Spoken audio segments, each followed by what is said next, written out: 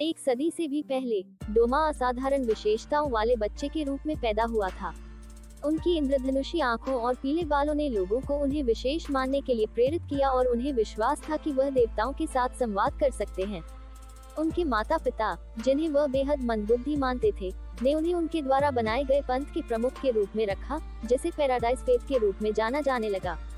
अपने माता पिता की कम बुद्धि के कारण उन्होंने फिर भी साथ निभाया और अपनी भूमिका स्वीकार की। इसके बावजूद उसने एक बार भी देवताओं की आवाज नहीं सुनी। पंथ के प्रमुख के रूप में एक विस्तृत रूप से सजाए गए कमरे में बैठे डोमा से कई लोगों ने मुलाकात की, जिन्होंने उनसे अपने जीवन में होने वाली पीड़ा के लिए सलाह और सहायता मांगी। वह इन कहानियों को बेहद उबाऊ मानते थे और उलझन में थे कि वे मदद के लिए एक बच्चे के पास क्यों आए। इन लोगों ने उसे स्वर्ग में ले जाने के लिए कहा, जिससे डोमा रोने लगा, क्योंकि वह कभी स्वर्ग पर विश्वास नहीं करता था। देवता और बुद्ध वास्तविक थे। उनके लिए वे मानवता द्वारा बनाई गई एक कल्पना के अलावा और कुछ नहीं थे और उन्होंने शोक व्यक्त किया कि लोग उनके लिए इतनी कल्पित चीज में विश्वास करते थे। डोमा भी उदासीन था, मानवीय भावनाओं को समझने और महसूस करने में पूरी तरह से असमर्थ था। वह अभी भी एक बच्चा था। उसकी मां मानसिक रूप से टूट गई थी और कई अन्य महिलाओं के साथ संबंध रखने के लिए उसके पिता को चाकू मार दिया था। इसके तुरंत बाद उसने जहर खाकर आत्महत्या कर ली।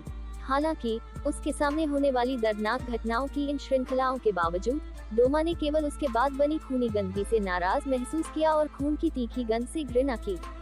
इससे पहले कि बदबू स्थायी रूप से फर्नीचर से चिपक जाए, वह बस कमरे को हवा देना चाहता था। एक दानव के रूप में जीवन 20 साल की उम्र में वह मुजान किबुत्सुजी से मिले, जिन्होंने उन्हें एक दानव में बदल दिया। डोमा पंथ का नेतृत्व करना जारी रखेगा, केवल एक नए मिशन के साथ।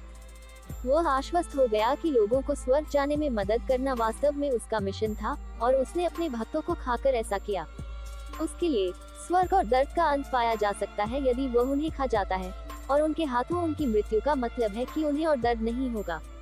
डोमा ने अपने जीवन के अधिकांश समय के लिए इस मूल महत्वाकांक्षा को जारी रखा। कुछ बिंदु पर डोमा 12 किजुकी की ऊपरी रैंक छा बन गया।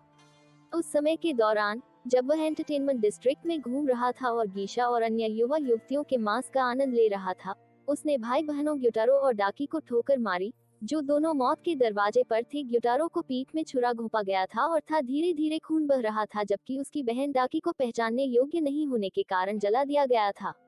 दयालु होने के नाते डोमा ने जोड़ी को राक्षसों में बदलने और उन्हें बचाने की पेशकश की। उनके परिवर्तन को आरंभ करने के लिए उन्हें अपना रक्त देने के लिए आगे बढ़े। वह उन्हें डेथमैन द्वारा पहचाने जाने और 12 किजुकी में एक ऊपरी रैंक बनने के लिए पर्याप्त शक्तिशाली बनने के लिए चुनौती देता है। कुछ बिंदु पर डोमा अपने से हाल ही में एक दानव बनने के बावजूद ऊपरी रैंक 3 अकाजा को पार करते हुए ऊपरी रैंक 2 बन गया। वर्तमान से 15 साल पहले डोमा का इनोसुके हाशिबिरा के साथ एक संक्षिप्त इतिहास था। उनकी मां कोतोहा हाशिबिरा अपने पिता के साथ अपने अपमानजनक घर से भाग गईं और पैराडाइज फेथ पंथ में शरण पाई। कोतोहा के पति और सास ने भी पंथ में प्रवेश किया, लेकिन डोमा ने उन्हें बताया कि वे बहुत शोर कर रहे थे, उनकी हत्या कर दी और उनकी लाशों को पहाड़ों में छोड़ दिया।